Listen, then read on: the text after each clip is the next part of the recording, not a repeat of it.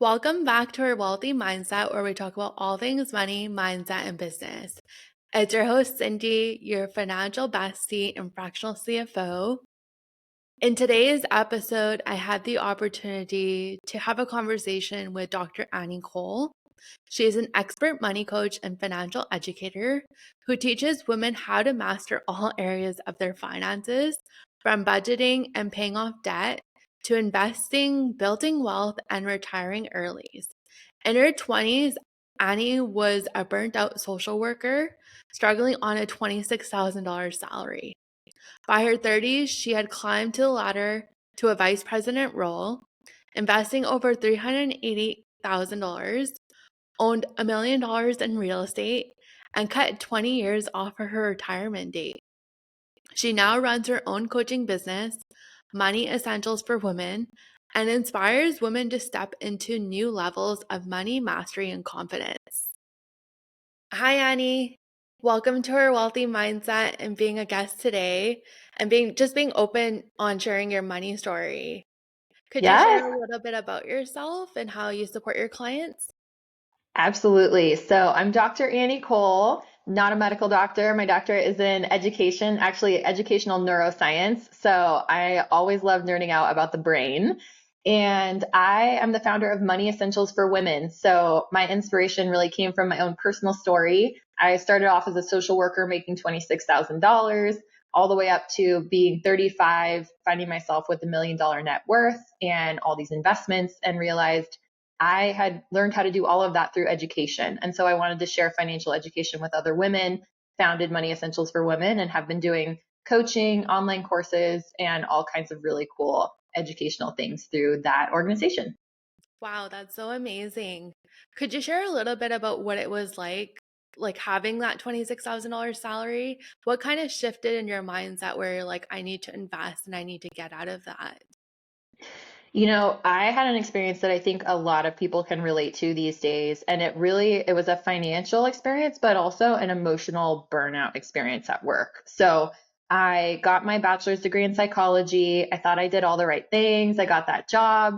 So I was making $26,000 and truly did not have enough extra money to do anything besides pay rent and buy groceries. And even that, I was budgeting every penny to really cover the bills.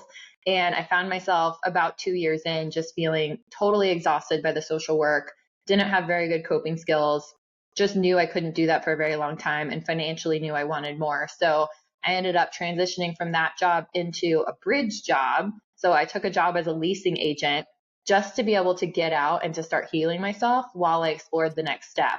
And I took that leasing agent job for about a year, did a lot of self exploration work, and then moved into a different career field. So it helped me to take that pause. I think a lot of people hit burnout or have this financial situation that doesn't work and they're like, oh, I need to jump into something else. I would definitely encourage folks to take that pause and decide what you want to do next with intention, because then the next thing you land in will be really important to you and valuable. And what was like your inner dialogue like? Because I know a lot of times when we get to that stuck feeling, we just feel like we're stuck in it and there's no way we can change our like money story or make more, or it's going to take so long to do. Yeah, I think my inner dialogue at that time was probably a little bit of survival of I just need out of this job and I need into another one. So it was how can I make at least this much or more doing something that's not as much of an emotional toll. So that was my mental mindset at that point. And then as I moved from out of that really hard social work position into other jobs, I had the financial stability of having a little more income. And then I found that I was able to emotionally push myself and mentally a little bit further to think, am I capable of making more? What if I went for this bigger opportunity? What if I asked my boss for a raise or promotion? So the mental self talk started to change over time as I became more comfortable and confident. Wow, that's so crazy. Like it's just Yeah. like that inner feeling you're like something needs to change and then you instantly just have to believe it and go with it. Yeah, absolutely. And then what led you to like investing in real estate, like taking such like a risky kind of move? with You like know, having like a yeah. low kind of salary, barely making rent, and just having like the basics. What really shifted for you in making that decision? Because I know a lot of us, once we start making money, it's like that scarcity mindset. Like, I need to Yeah. keep it. Like, what if I run out or this happens? Like, I'm too scared to invest. Yeah, I think for me, one thing that really helped me, I think this can be seen as a negative living on $26,000, but one of the most positive ways it influenced me is that I became super savvy, right? Because I had to live on $26,000. So when I started making more, I actually found, well, I still have this great life. I'm able to, I know how to navigate getting a good, keeping my car payments low, finding low rent, paying my groceries in a minimum amount, making cash back from credit cards. So I kind of had all these savvy ways of living on a minimum budget that I kept with me. So for folks that are listening, as you start to make more money, instead of letting your lifestyle creep, as much as possible, try to keep the same lifestyle. And the other thing that really motivated me is understand what investments can do for you. Because if you're just putting your money into an investment and you don't know why you're doing it, it'll just seem like, well, why would I put that money there when I could instantly go out and shop or get Uber Eats and that's more fulfilling right now? Yeah. So once you like one of the best things I suggest people do, go online, Google investment compound interest or investment calculator. They're free and just see what would happen if you put aside $100 a month for the next 20 years. You'll see that on average, your money is going to compound every year and grow by about 10% compounding on itself, which will just build you wealth while the money's sitting there. So once you see those numbers, you'll start to get excited and think, oh, wow, I want to invest in the stock market. I want to invest in real estate. But if you don't have that understanding, you'll just think of it like savings where you're like, what? I don't really want to put that money aside. So the understanding is really a good motivator.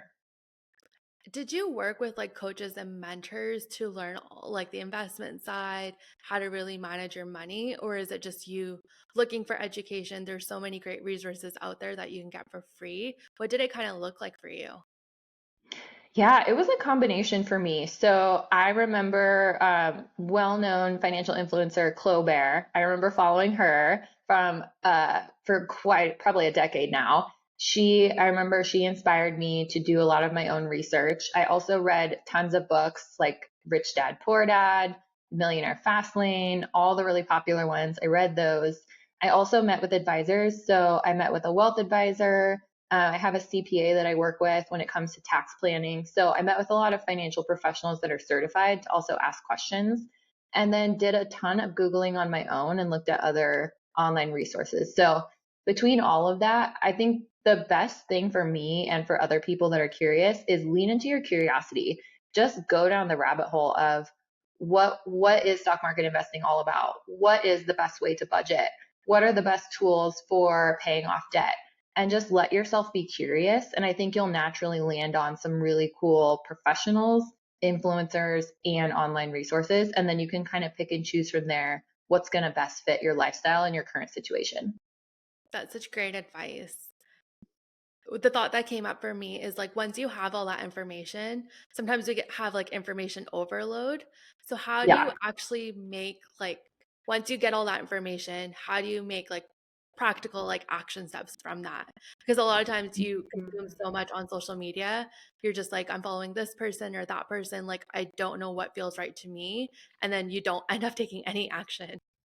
Yeah, I think it depends on your budget. So if you have the budget, one of the best things you can do is actually, if once you hit adulthood, I think a lot of us aren't taught to do this. Definitely wasn't, but set up a meeting with someone who actually is a financial advisor or financial planner and create a holistic financial plan. So they can cost anywhere from a couple $100s to a couple $1,000. But what these people will do is help you literally create a plan for every area of your finances for your whole life. So they'll project out your income, your debts, if you have a mortgage or want to buy a home, savings goals, retirement goals, investment goals, estate or trust or inheritance or passing on your money. I mean, they'll cover it all and create this plan for you. So if you have the money, do that. If you don't have the money, you can also DIY this. So you can, I have a template on my website that's a financial planning template. It's only $27. It basically does the same thing. It walks you through all those pieces. So then you're setting goals for yourself in each area. So for a person listening, I would say, what are the main things that are on your mind right now? maybe pick two or three of them. So is it income? I want to increase my income. Debt, I want to pay off debt. Investing, I want to start investing. So whatever those things are, pick two or three and then pick a specific goal to start researching. So if your goal is I want to pay off debt, then try to combine the information on the best debt payoff strategies. So do I want to do the snowball or the avalanche? Do I want to pay off my student loan or my credit card first? And start kind of narrowing it down so that it's not information overload of like, how do I do money? That's too big. But like, Yeah. how do I pay off debt? What is the best payoff approach? That's going to be a little bit more specific. What are like the three money metrics do you think that women should be tracking no matter how much they're earning? I think there's a couple. So, income, expenses, and net worth. Income is going to be just how much you're bringing in, and either asking yourself, is my income enough to cover the lifestyle I want? And is my income market rate? So, no matter where you work, there is a market rate out there for your work. So, you might be a graphic designer, for example. If you work for a really large company, they might pay you, let's say, $90,000 versus if you're at a small nonprofit, they might pay you $30,000. So market rate can be super different. 30 to 90,000 is a big range, but Right. at least understand that range so that you can know what to advocate for or if you could switch jobs and potentially make more. So income's number one, expenses are number two, and that's just knowing what are you spending money on every month? Are they all things that you want to spend money on? So you just know you're not throwing cash out the door without thought. And then number three is your net worth. So your net worth is basically how much you have in assets, investments, cash, etc., versus how much you have in liabilities, things that you owe, like mortgage, loans, etc. So preferably we want to have a positive net worth. So we actually have more than we have in debt. But at different points in your life, you might have different amounts of net worth. So those three numbers are probably the best to know. That's so helpful. Yeah. What would you say as advice to a woman that's thinking, I'm not good with money, I'll never be able to invest? There's so much shame around like being able to be successful with money, especially around like the money beliefs and thoughts we have growing up. We don't really realize how we Yeah. carry that into like our personal lives or even our businesses. Yeah. The number one thing I would say, and maybe like pause and let this sink in. We all are bad with money in the beginning because we don't know anything about money. Like Right. we all are. So if you feel that, number one, it's normal. Number two, it's how everyone feels at some point. So it's totally okay. Let's release the shame from that. And now you have unlimited opportunity to move forward and learn how to do money in a bunch of different ways. So, yeah, if that's how you're feeling, I would just say it's okay. It's very normal. And you can go out and learn how to do money in a positive way. Your behaviors, even if you are way in debt or you've made bad decisions in the past, you can literally change your life today and make different financial moves moving forward. I can just tell you that I was making $26,000 when I was in my 20s. And then by 35, I had made all these changes. So in a 10-year span, I went through lots of ups and downs. My financial behaviors changed month to month, year to year. So you can really transform your life starting today. So I would say like release the shame of the past too, because those behaviors can be completely changed. I feel like it's really understanding like where those thoughts and beliefs come from. Even Yeah. with myself, with having a financial background, my dad was like an entrepreneur in the real estate industry. So we grew up with like lots of money coming in all at once, it kind of disappearing when there was no money. And then during the Ah, 2008 recession, we kind of lost everything. And I feel like yeah. that really changed my views around money, feeling like if I have it, like I need to spend it right away. And then I carried those Hmm. thoughts into like my 9 to 5 and then even starting my business. It wasn't until I actually sat down and journaled through like my money thoughts, like where those patterns are coming from. I realized I was still that girl from like 2008, which is wild. Yes, isn't that crazy? Yeah. It really is what I mean, it could have been a watching your parents for 20 years and something they did consistently, or yeah, it can be the one thing, like maybe you got laid off, or maybe you experienced a bankruptcy or you experienced a divorce. Those things are so traumatic to us and they really stick with us. And so if we don't journal about them, we don't think about them and identify how they're influencing us moving forward, then we will end up kind of stuck in that same mindset. Yeah, we end up just like brushing it off too, like it's no big deal, not processing those emotions or thoughts at all. Yeah, absolutely. And with you climbing like the corporate ladder and getting to that VP role, what did that season teach you about money and like self-worth? It taught me a lot. And I think the main thing that I will share with other women who are listening and just people who are listening, advocacy is so important. There is no one else that cares and wants you to succeed as much as yourself. You cannot just expect, even if you are amazing, there's so many amazing companies. I mean, think about this, for example, you could be doing the best work possible. Your boss is also really busy and potentially doesn't notice or doesn't even know you want a promotion or you want that next level role or you want more responsibility. So even with the best intentioned boss and coworkers, you still would want to advocate, to speak up, ask for more responsibility, ask for title changes. If your job has dramatically changed and you're doing something new, ask for the title change because that's going to influence your resume, which will then influence your ability to go apply for other jobs. And then raises, ask for those raises, come to your annual performance reviews with evidence of your success that's really clear, showing you didn't just meet the job expectations, you crushed it, you are beyond, you're deserving of more. Those are the things that I think people just assume they're going to be appreciated for their work and it will be noticed, but sometimes it's not. Sometimes you have to say it and someone will acknowledge it, but it took you speaking up. Is that something you had to do in your role? Absolutely. Yeah. I've asked multiple times, and I'll just say I've gotten some yeses and I've gotten some nos. And I think that's the biggest fear people have is, oh, I don't want to ask for a raise or ask for a title change because I'm going to get a no. I can tell you, I have asked and I have gotten a no, and it was fine. So for one of my jobs a few years back, I asked during my annual performance review, I said, hey, you had promised to give me a raise after 1 year. It's been 1 year. Here's how I exceeded all the expectations. I would like to propose that I get this raise at this rate.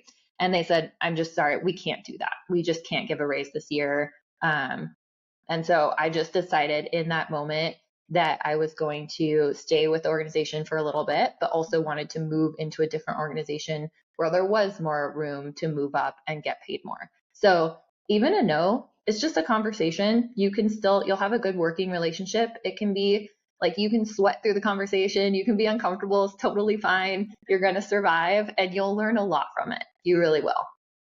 What led you to like starting your own business? It was kind of a fluke, to be honest. I had been working in that vice president role, decided I wanted to go part time. And then when I decided to go part time, I just reconnected with my passion for financial education and thought, I want to teach this to more women. And I think I have the time in my life right now to do that. So it seems like the right time to start this business. So it kind of just all came together. Did you have like a savings plan like before you left your job? Or was it you kind of just like was like, I need to go all in, like I'll figure out the money piece later and you had the investments and that stability already?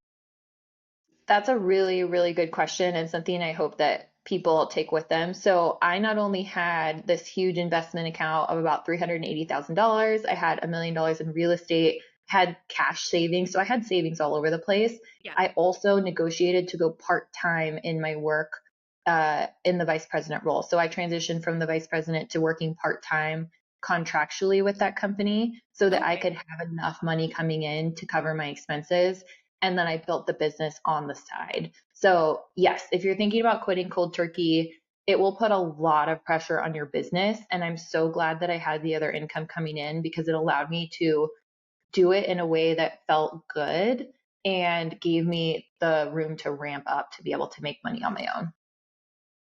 How is that transition for you? Because I know when we're starting something new, it requires so much time and effort. So how did you kind of Mhm. balance like both roles? It was a lot. It was a lot at the beginning. I was just talking to someone today about this, talking about work-life balance and how to not hustle so hard. And I think there are seasons of hustle and there are seasons where you can pull back a little bit. So in the beginning, you're doing all the things like you're setting up your website, you're creating your own content. You're not making any money yet to pay Yeah. anyone to help. So you're just doing it all. And I think the best things are simple. Make sure you're getting enough sleep, still eat, take breaks during the day, go on walks, have some sort of barrier, whether that's I'm going to cut myself off at 6 p.m. I'm not going to have my work email on my phone. I'm only going to create 4 reels in a week instead of 20, whatever. We have all these expectations. Like we could go above and beyond. Just take care of yourself because it is a lot of work. And then also know once you set up a lot of your systems, it can be a little bit less work for a while. So try to just think through what kind of services and products you want to offer. Because if all you're offering is one on one coaching, do you want your schedule to be full of consultations and one on one coaching? Do you like how full do you want your schedule to be? How much money can you make from each piece? Just be thinking through all of that. That totally makes sense. How Yeah. was like your workplace with that? Did you openly tell them you were starting a side business? Because I know some places have a problem with you doing something on the side while still working for them. Yes, I think what was nice for me is that I wasn't planning on starting my business. So when I went part-time, my contact with my company was just, hey, can I move into a contract role? So once I became a contracted employee rather than a full-time employee, it really cut the expectation. So I no longer had to go to staff meetings. I was no longer getting benefits through them. I truly was only working so many hours a week on specific projects with minimal contact. So Okay. once that was set up, it made it really easy for me. Like my contract even outlined that I was allowed to go do other work for other employers or by myself. So it was contractually really easy to do. And I never actually talked to them about it since it didn't conflict. But I would say for anyone out there who is fully employed, don't feel pressured to have to tell your company up front, especially because you might try this for 3 months and decide you hate it and it's not working and you don't want to do it. So I Yeah. think don't jeopardize yourself too early because unless it's truly impacting your work, that's what your employer is, really cares about. Just make sure you're doing your job well. You're not jeopardizing yourself getting fired potentially, and then work on the other piece until if you feel like it's at a point it is influencing your work, then maybe have that conversation. That totally makes sense. Yeah. You mentioned that you cut 20 years off your retirement. Can you walk us through what that actually looked like behind the scenes? Like what were like your daily or your monthly habits that made the biggest difference and got you to that point? It was almost exclusively stock market investing. So what I did when I first started, even when I was making $26,000, I still contributed to my retirement account, which was so small at the time. So I just want to highlight this for people. I think I was contributing $20 a month. It was tiny, Oh but wow. one of the things that it taught me, and I think a lot of folks they just gloss over this, investing is a habit because it is a habit for us to mentally have money and decide to put it in a savings or investment account. That's teaching us to invest in something that is going to be long term gratification. So the $20 in the scheme of things was not actually building me a lot of wealth, but it was teaching me the importance of valuing myself and my long term financial goals. So as I made more money, I would put as much as possible towards my investment. So at one point, I earned a bonus in my job. I think I put almost the whole entire amount into the stock market account. I also had multiple stock market accounts. So if your employer offers you a retirement account, I had a 401k at one point and then also a 403b, both are traditional retirement accounts, and got my employer matches. So I was getting that extra money from my employer. I also opened up a Roth IRA, put money into there, and then I have a traditional brokerage account that's just a regular investment account. And I put money into there. So I was putting money into all these pieces and putting as much as possible in. And then the other key, I think, for a lot of people is minimizing your expenses so that you can keep investing. And again, I think that comes back to lifestyle creep, where if you make more money, treat yourself. Don't feel like you can't enjoy that money, but maybe decide I'm going to use 50% to upgrade my lifestyle. I'm going to put 50% back into my investments. And then keep going back to those calculators. The more I went to the calculator and saw, well, if I added $50 more a month or 100 more a month, here's what it would do for me. So if I got a raise and then I saw what it would do for my retirement, that motivated me to then put that money aside for later. That's so helpful. What advice would you give someone that has like debt or like credit cards that they need to pay off? Would you recommend paying those off before you start investing like the $20? Yeah, that's a good question. So it depends on the debt. If and usually it comes down to your interest or return rate. So think about it this way. Your student loans might have an interest rate of 4 to 6%. Your average investment in the stock market is going to return about 10%. And then your credit cards are going to be somewhere between 25 and 30%. So if you have 25 to 30% debt, that's the highest one. So you're going to want to pay that off the fastest.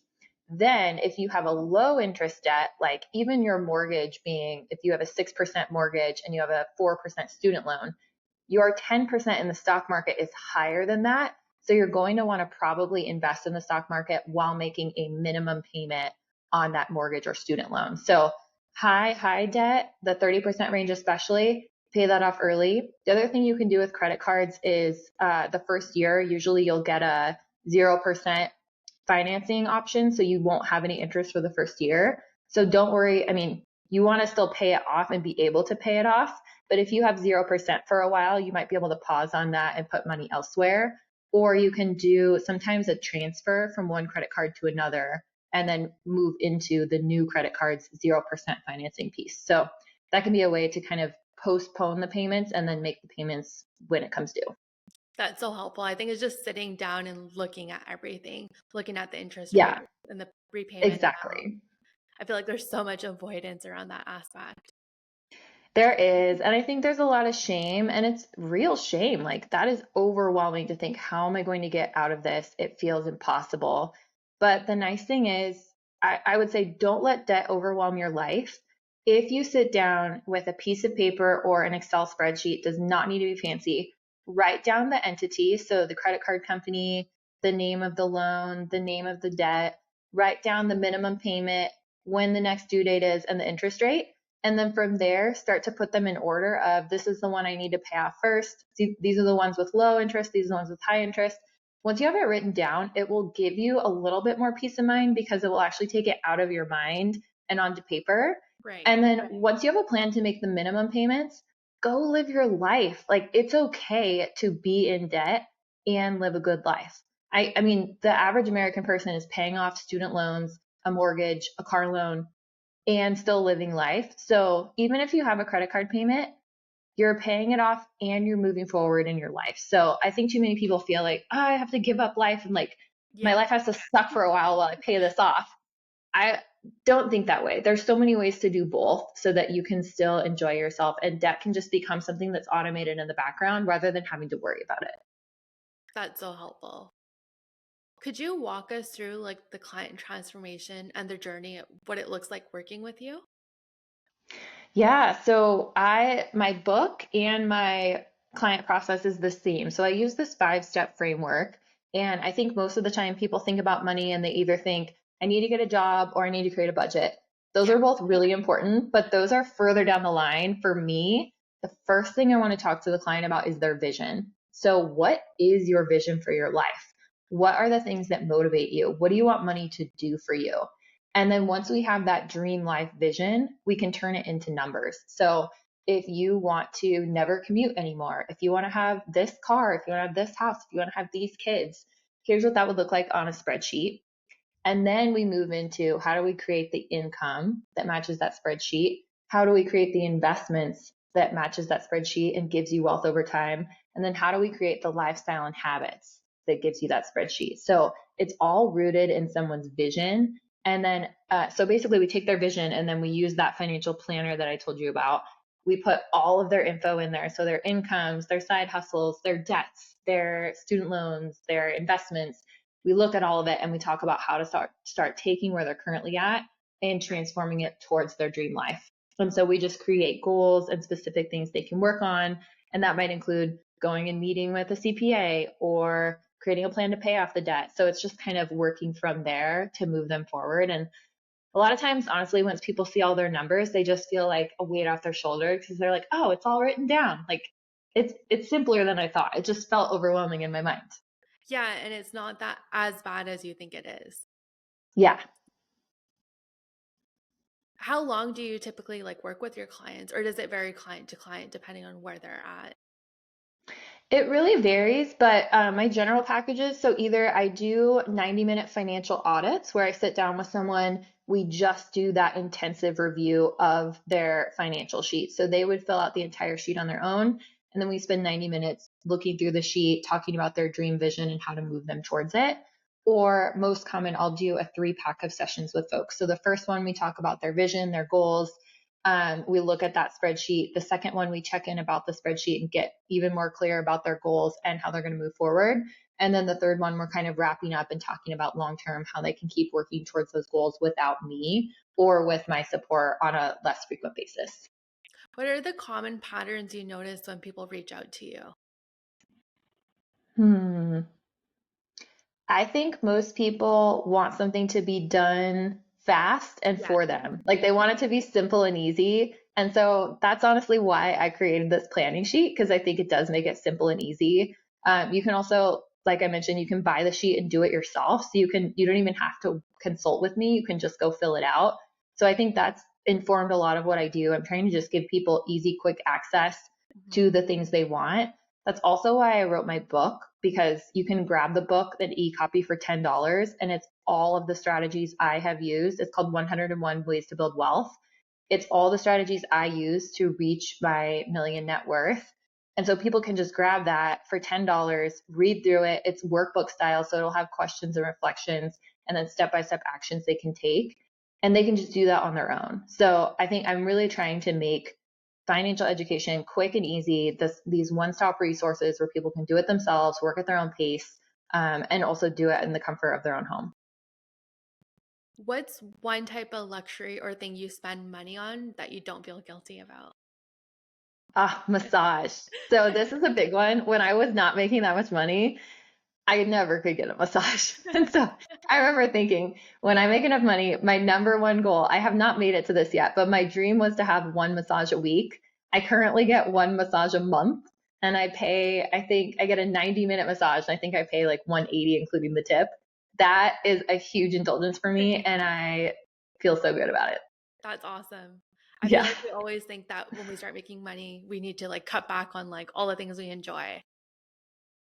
It's funny though, because other people, I would say find your money joys, because I don't spend very much money on other things. Like I love shopping at Goodwill. My mom cuts my hair. Like I have a bunch Oh, of wow. things in my life that are not, yeah, I don't spend a lot of money on a lot of other things, but that's why I don't feel guilty about the massage. And I think for people that are trying to do both, they're trying to live a good life and, invest and not spend everything and go into debt. Find the things that matter to you and just pay for those. And then the things that aren't bringing you joy or aren't fulfilling your life, try to cut them out if you can, because a lot of times we're just spending a little bit mindlessly. And if we cut them out, we'll realize, oh, like I easily have an extra $100. I just was throwing it away on stuff I didn't think about. That totally makes sense. I work with a lot of women entrepreneurs, and their biggest thing is like food, traveling, and a lot of like coaches and like masterminds. I feel like Yeah. they just mindlessly spend in those kind of areas. Yeah. And I think for brand new business owners, there, especially if you're on social media a lot, there is a pressure. I mean, I see them all day long. If you want to do well in entrepreneurship, you have to learn from a coach, you have to have a mentor, and you have to pay Yes. a minimum $5,000 to $10,000. A lot of people cannot afford that. And so I hope if you're listening and you feel that pressure, you don't have to do that. There's so much free information online. That's also a huge mission of mine through Money Essentials for Women.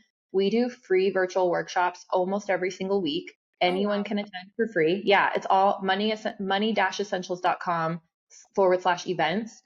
Tons and tons of amazing workshops, and a lot of them are for business owners. And then we also have a free newsletter and blog content that comes out for on personal finance, career, and business growth. So I think if you're having a hard time paying for some of that stuff, leverage some of the amazing free resources before you, especially if you feel like you're going to go into debt for it. You can do it if you feel like it's a fit. I've definitely used business coaches and they've been amazing, but don't feel like you have to do it. That's so helpful. Definitely gonna have to check out your free resources. I'm Yeah, very you'll have to environmental come. conscious. There's so many cool. I invite experts from all sorts of topics and they come and speak to my audience and then they get to talk about their expertise in, different marketing areas, sales, product development. It's awesome. Oh, wow. That's so cool. And Yeah. do you have to be like a subscriber on your newsletter list to be a part of that? Nope, you can just sign up completely free and open to the public. Oh, wow, that's so great. Yeah. My next question is, what does wealth mean to you now? And how is it different from where you started in like your money journey? I think it's similar, but it's changed a little bit. I think I've always been very freedom driven when it comes to wealth. So I don't have, I'm not the person that's buying fancy purses and fancy cars, although I'm married to someone who does. So in a way I get to benefit from that. But it's not the thing that I go out and spend my money on. Wealth to me is having the money to make whatever choice I want and spend my time in the way that I want. So wealth is financial assets and resources that allow me to have that freedom. That's so helpful. And how would you recommend someone to figure that out for themselves? I think when it comes to wealth, ask yourself first, are you saying financial wealth and is there a number attached to that for you? There's a lot of stuff online about having your freedom number or your FU number. Mhm. And if you're thinking about that, like what would it take? There are two ways to do that. The easiest one is just what are your minimum monthly expenses? That's your freedom number. So if your minimum expenses are $3,000, if you can make 3,000 a month, that's going to be freedom from having a 9 to 5. So that's a great way to calculate your freedom number. But then the broader term of wealth, I would just ask you, what does an amazing life look like for you? Not just financially, but what does it look like in general? How are you spending your time? Who are you with? What are you doing every day? What do you have? Who are you? And then take that and start turning it into actual numbers that represent what that life would look like. So if it's traveling all the time, how much is that? Is that traveling for 1 week per month? How much does that cost to pay for the hotel, the meals, etc.? So kind of starting to use wealth broadly to define your life and then turn that into some sort of a spreadsheet. What if like your monthly income and expenses fluctuate month to month? Oh, that's a good question too. So I work with a lot of entrepreneurs and that is the case. And then I obviously in my own life, this is the case. So there's lots of ways you can set up your budget to think about flexing your income and your expenses. If, for example, you are getting income all over the place, you can usually have in your bank account somewhere between 1 month of expenses all the way up to 3 months of expenses, and just use that savings account as kind of your money cash flow fund. So you're paying your bills out of that, and then your income is slowly coming back in, and you're just tracking and working within multiple month increments rather than week to week or month to month on an exact amount. So happy to work with folks and get into more detail on that of what it looks like. But there's ways to set up your budgeting spreadsheet so that you're anticipating, like mine, for example, I'm looking at the next 6 months and I'm doing a lot of contract and freelance work. So it's looking at what will I make in 6 months? What are my expenses in 6 months?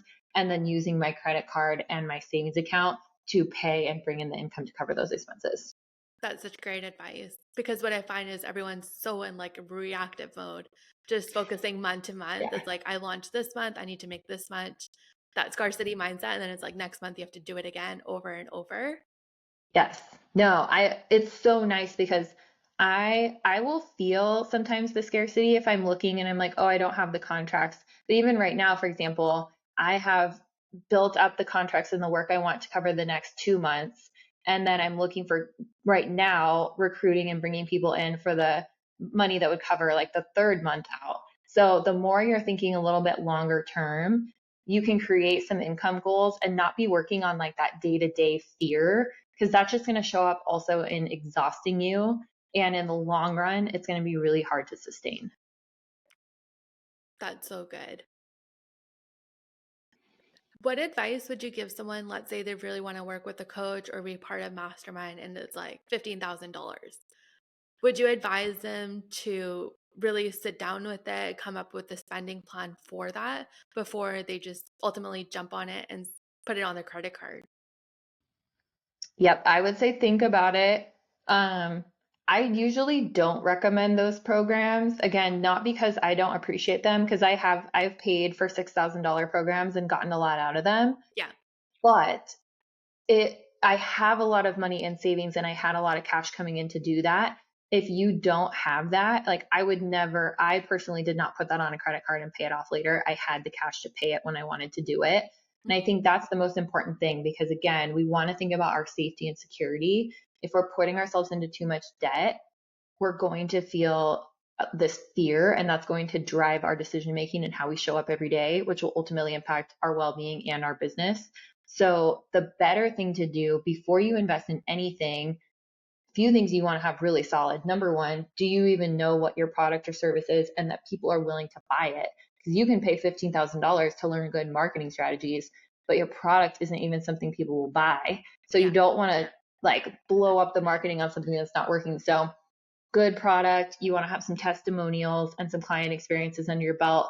You want to have basic information set up like an email, your website, an email welcome sequence if you're doing something where you're collecting emails. So there's so much foundational work you should do before you're paying to get extra support. Like you want to make sure the foundation is strong before you're going to pour gasoline on it and try to get more clients in your environment. So ultimately, I would say look for lots of free resources first, and also know there's tons of coaches that you can, like I do this.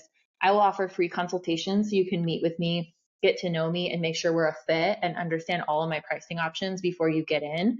So don't think you have to just jump into something that's, $10,000, $15,000.